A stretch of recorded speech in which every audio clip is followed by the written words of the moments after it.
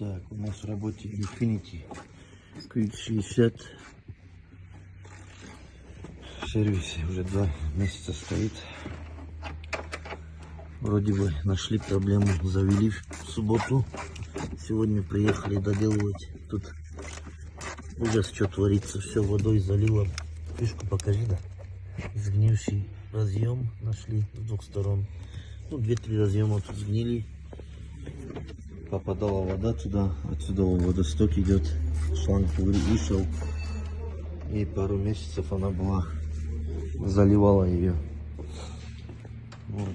Тут ребята в сервисе блоки меняли тоже, ну и поставили, думали в нем проблема, на релечки щелкали из-за того, что питание не приходило, поменяли, но результат не дало. Сейчас мы будем... Так, Infiniti мы победили.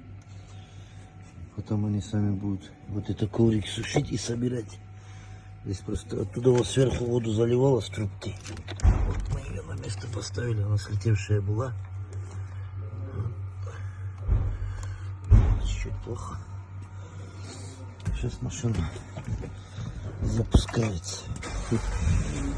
Мы вчера в субботу запустили ее, кучу ошибок горело. Сейчас все четко. Пока сиденье снятое, подушка мигает, потом поставят, тоже будет нормально. Все заводится, глушится. Отлично.